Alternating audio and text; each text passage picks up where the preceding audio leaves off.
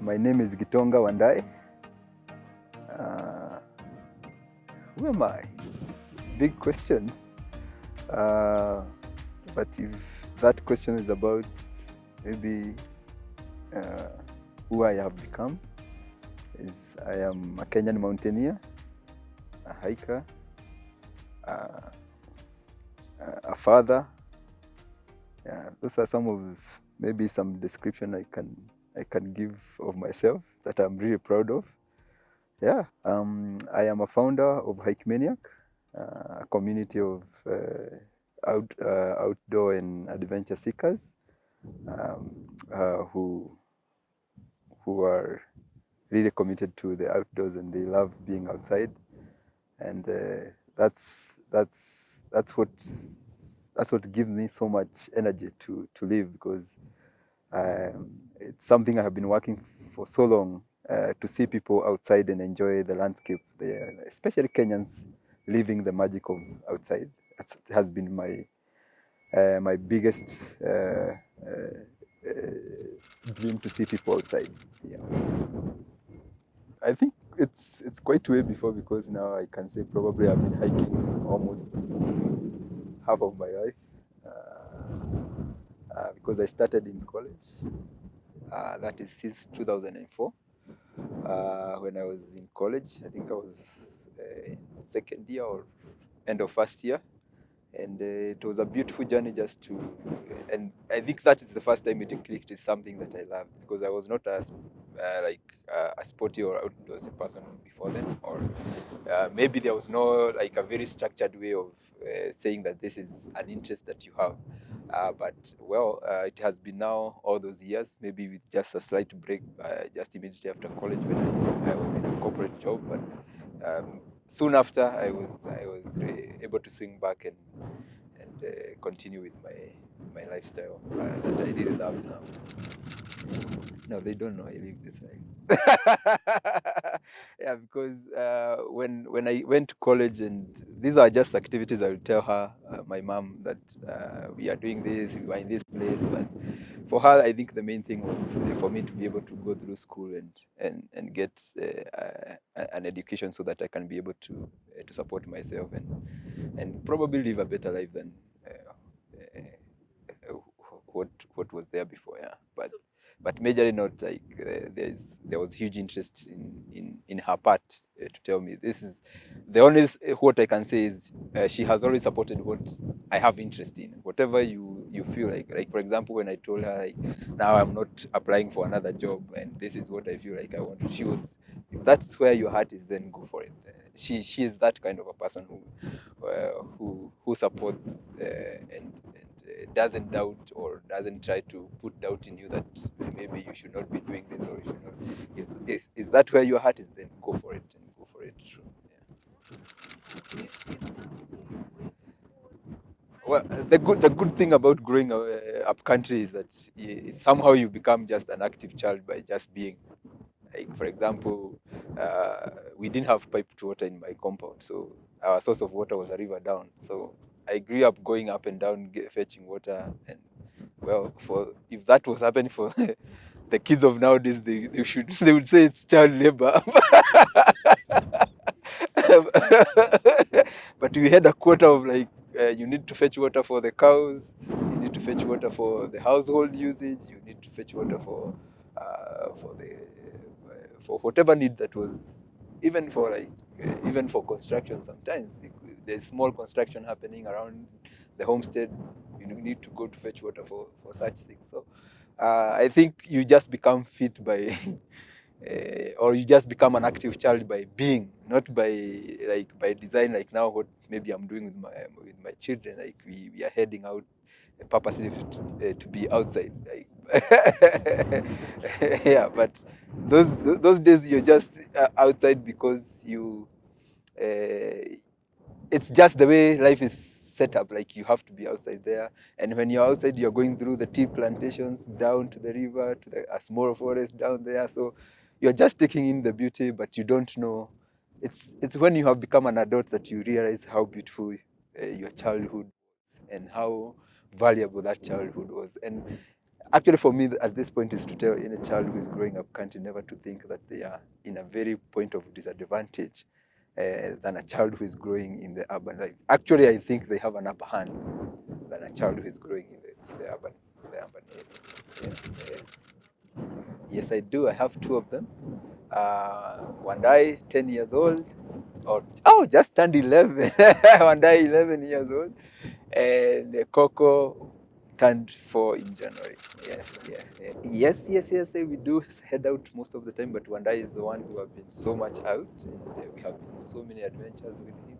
And Coco also, we are doing Karura, we are doing, we sometimes come here at Ngong Hills. And yeah, just for them to, because in my journey as father, I have never found any other place that captures a child's attention like being outside. So for me, this is the best playground where you can bring your child to play. Yeah, I have been trying to recollect my my memory as to when I first heard of Everest, but I think around 2012, 2013. I'm not saying this is when I first heard about Everest, because I think I have known that Everest is the highest mountain of the world from way back, but I think that's 2012, 2013, thereabout is the one time that I really thought about. So, well, after doing Kilimanjaro in 2013, and that was the first time I did it, it was such a really life-changing climb in 2013, and I kept asking myself, what is this that I'm feeling so amazing within myself? Because for me, what the mountain has been is always this clarity it brings to me. Like, I go to the mountain to seek clarity. Like, every time I go there when I'm maybe have doubt about something, or I'm in this challenging situation that I have, it's where I go to just clean up my mind, and I always come up with such good clarity. So for me, I think the dream has always to encourage people to seek that thing that gives them that clarity. So if it is in the outdoors, which I think the outdoors are so amazing because they can be for anyone, and it doesn't have to be like uh, as big as Everest, because you can still find that clarity even coming here to Ngong Hills over the weekend or whenever you have some free time. Yeah, so the mountain gives me this calm and that clarity to see things more better and to feel even the vitality of life itself. Like, you feel so alive, you know. So I think that's what the mountain is. And for me, when I encourage people to go outside, for me, it's always because it's not just for even a mountaineer career. It's just even for a teacher, for an artist, for that person maybe who is working in a very high intensive work or stressful work. So it's a place where they come and declutter, and they return back to whatever they do with so much energy, with so much life, and they're able to be even more productive in whatever they are doing. So for me, that's what the mountain has been. And the dream is to encourage more people, especially. Yeah, so for me, it has been a life core to just encourage people to go outside and live the beauty of this country. Look at this place, just 30 kilometers from the city center. And look at this. It's such a beauty that just cleanses you, just revitalizes you, just gives you back this energy that you can't believe. So I think, and for me, it's to go to every corner of this country and bringing the beauty of the country to people to go out there. And I believe every county in this country has I know it has a beautiful trail, and we will be able to reach out and make every county count. Yeah. I first went to the Everest region in February of 2017, and this was actually it was not in line with like anything else other than a personal journey, because I really wanted to go there and just see this mountain that I've been dreaming to climb. And the idea was just to go see it and return back home and prepare for it and be able to return 5 years after, which is this year, and be able to go to the top. Yes. So since then, I have been returning to Nepal every year, other than the 2020 because of COVID.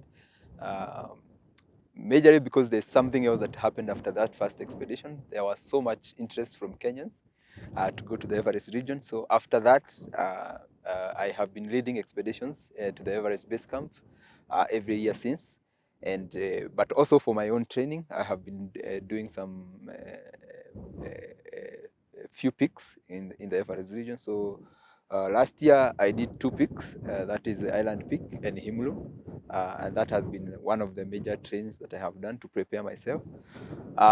Also, back here home, I have been training in Mount Kenya, climbing Batian, climbing Ruwenzori Mountains, climbing Kilimanjaro. So those are some of the things that have kept me and my body in tune to be able to go and stand at the top of the world.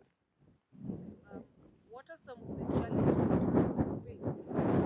Well, there has been challenges of course, even time, because remember I'm also working, so time between trainings and also working and also family, those are some of the constraints. But also there has been a budget constraint, like trying to raise funds for the Everest. So that has also been one uphill task, but we are still continuing, and I know you there, you will love this journey and support it, so that come 2023, I'll be able to stand at the top of the world. Yeah. Um, it was good because that's the highest I've ever reached, which was 6,950 meters. And well, I'm happy because I think my body was really cooperating in terms of altitude. So I didn't struggle with altitude. However, I got an injury, as you can see on my right hand. And well, it's what it is at this point, but it's also unfortunate because I have now uh, been forced to postpone my major climb, that is the Everest, this year to next year, because I have now to retrain again, because I've been so inactive since November when the accident happened. So yeah. Yes, my family has been really supportive, and as I said, from my mom, who has been like, is this what you really love to do? Then I am behind you with it. So, and my brothers and my sisters and my kids, they have been this support system that I cannot discount. Like it has been amazing, just to have them behind me and support me. No, my family have been even supportive. Even like the first thing everyone has asked me, I hope you're not thinking of quitting, and that was really awesome to hear from them, because well, the final decision of whether to go on or not is mine. But it's good to hear that people have this resilient spirit that I should go on, that this should not be able to stop me. So I am really happy that I'm in tune with them, and that has given me impetus that I should push on with this dream, and that's really amazing. Well, when I'm not hiking or climbing, I think I'm probably spending my time with my children. And so you find me at home probably. Yeah, and I will also take some like really easy hikes, maybe in Karura, just trail walks, forest bathing, just very slow walks, maybe 2-3 kilometers of slow walks, just to immerse myself in the forest environment, just to reflect on what may be next, or just even just taking very small walks with Coco. Wandai is riding his bike, or I'm playing chess with him, or I'm skating with him, or what? Yeah, I think majorly that is it. Or I'm meeting with a friend for coffee. Or also, I have some friends who like discussing books, so I also meet up with them for like maybe discuss a book or discuss some work. Yeah. So what changes Water.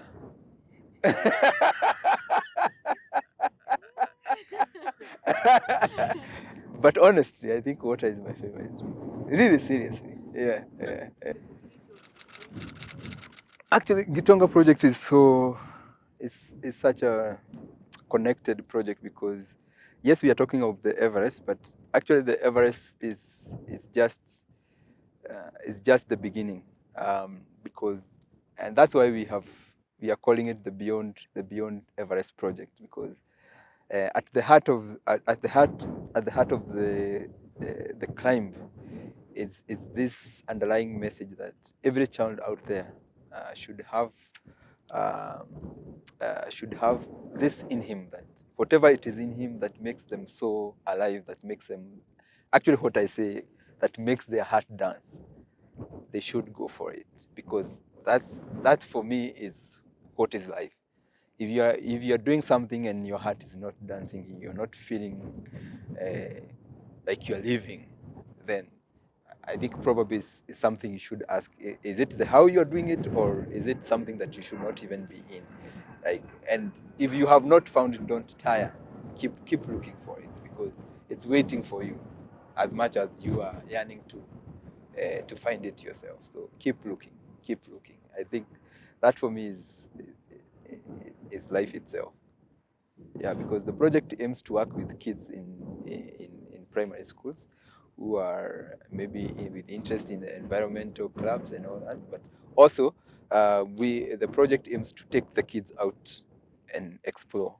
So that not only just leaves them with just talking, maybe like a lecture, but me walking with them outside and them seeing this different world. And also maybe even if the child has been out there, like the way I grew up in the outside, but I have not appreciated in the way I'm appreciating it right now, like as a resource. Uh, and when this generation that is behind us appreciates the environment as something that is so beautiful that they can be able to go out there and enjoy, then they will be able to take care of it.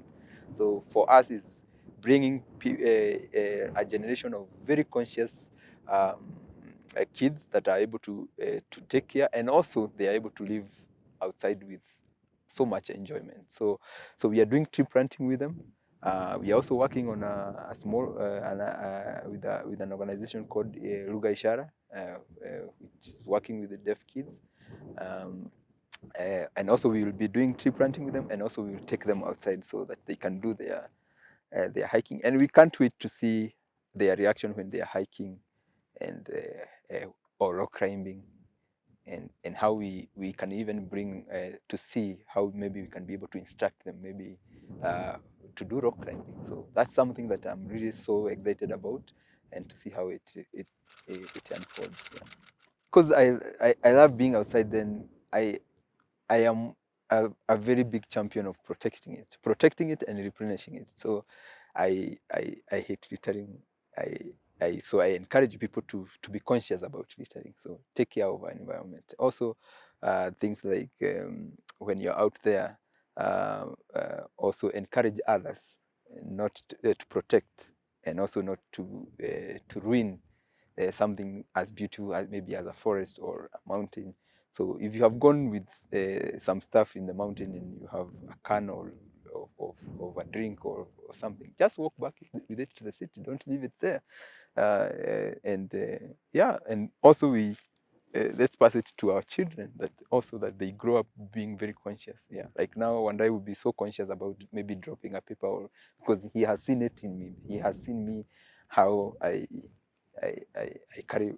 I will find my liters and wrappers of sweets and things on my bag that have been there for so long. Yeah, so I think that's very important. That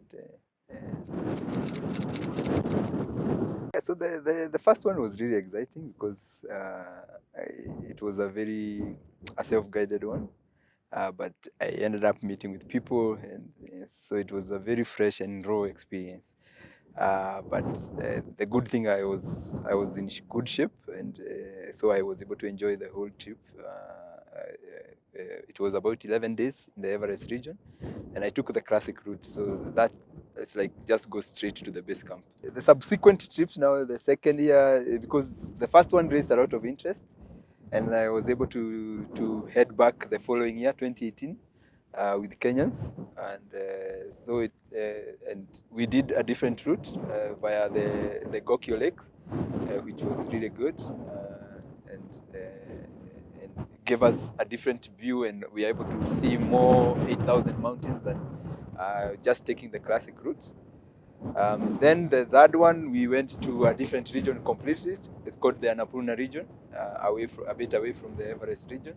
And there also it's this magic of the Himalayas. So there you can be able to see Manasalu, you're able to see Duragiri, and so it's totally also like really quite a good experience. Then on our, I think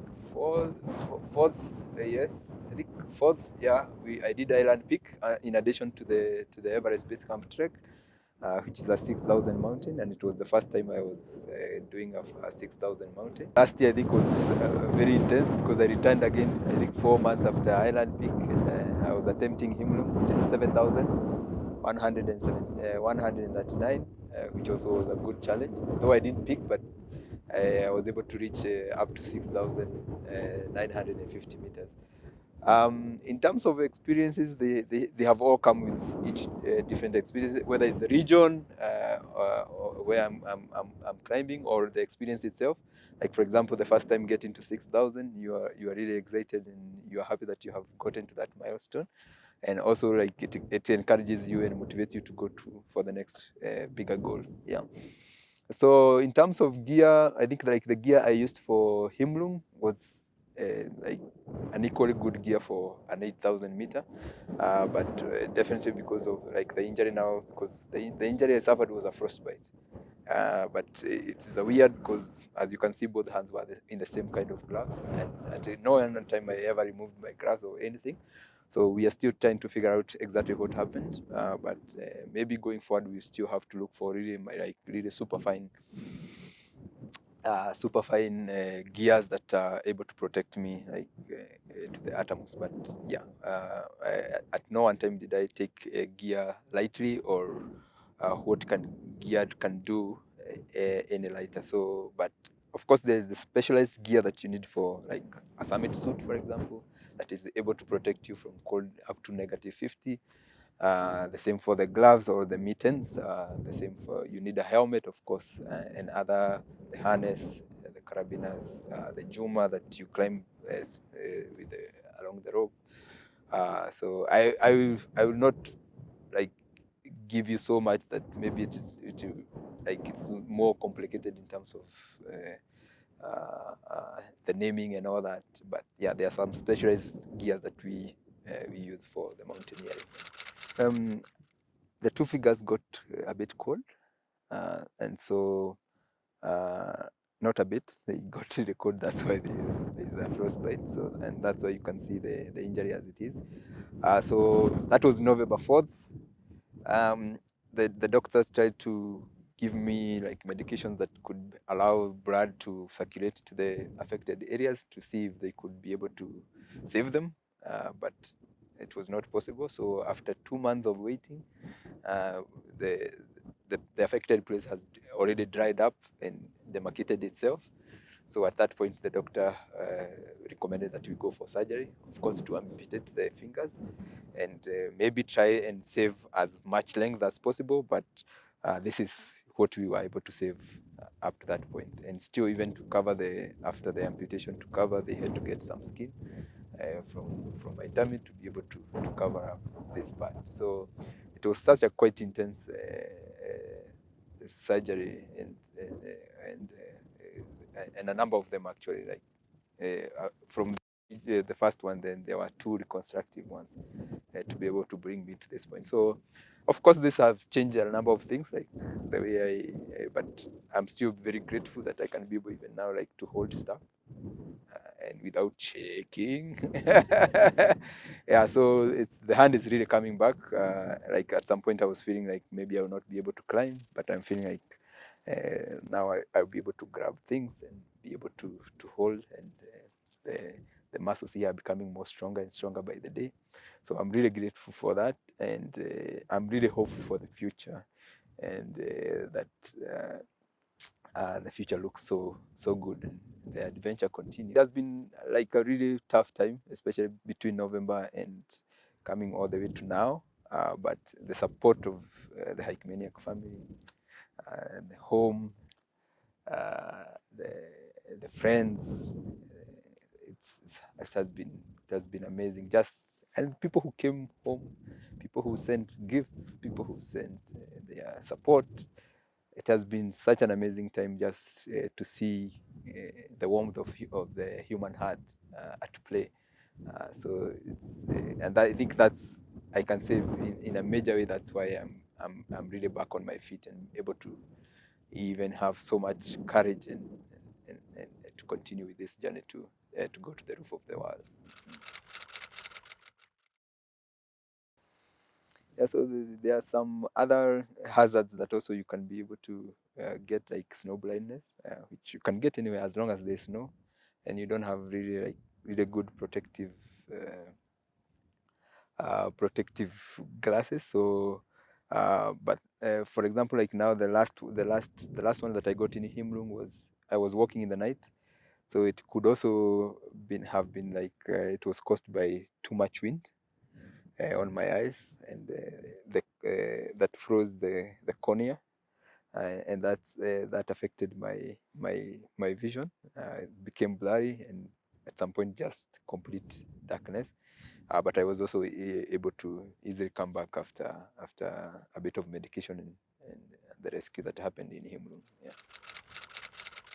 So I think right now the focus is on my hands, just to get to bring it back to the ability to hold things, because as I climb, I am using equipment, so I need to get new ways of operating the equipment, or like holding the equipment. So right now the focus is majorly strengthening the hand, the arm, so that I can be able to be back and to play even harder. Yes, I think I would have started just focusing on outdoors immediately, even after campus. But again, the experiences that I picked on the way, they have also come to influence what I'm doing right now. So we cannot say that they are bad experiences. I think whether it's working or whether it's in the research world that I stayed for a bit, I think all those have come to build me to the person I am right now. So we cannot say they are bad things, but maybe it is just the journey is just as it should have been. So there are no regrets. There are no there are no what ifs. I feel like where I am is where I should exactly be, and I think that's really okay. Yeah, yeah. So for the project, for the Beyond Everest project or the Gitonga project, you can find us at www.gitonga.org, and just check our website and what we are doing. And also for Hikemaniak, if you really want to go hiking, we have a whole year 2022 calendar, Stay Wild 2022, and we are going out every single weekend. We have hiking camps, we have expeditions, and for the Everest Base Camp Trek, we are heading out in a week's time. That's on the 9th. So, and if you would like to take especially that's like a pilgrimage for any hiker. So if you would like to take the Everest Base Camp Trek, you could do it either with us on April, May season, or September, October season. So you are very welcome to come and live the Himalayan magic with us. Yeah. And also our website is www.hikemaniak.co.ke, and also on all social media, whether it's Twitter, Instagram, Facebook, TikTok.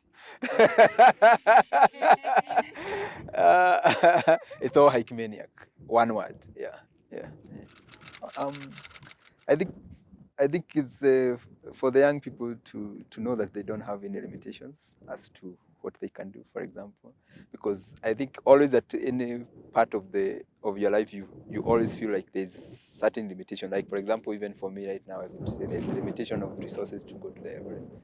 But for me, I will always tell anyone, start. You want to sing, start singing. If you want to dance, start dancing.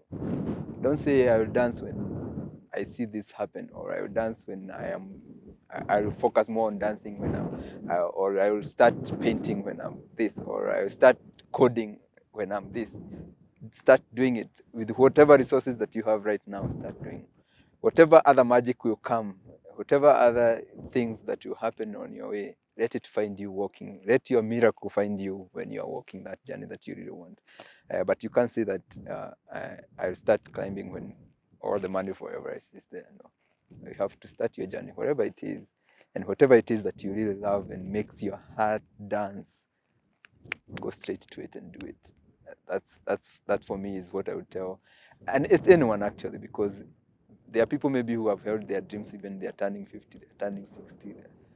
Go out there and just do those things. I have had people who have started to go for whatever they really love, even longer after the age where people would think maybe in your 20s is when you should reaching out to your dream. So at whatever age, if you're a parent, let your kids explore more.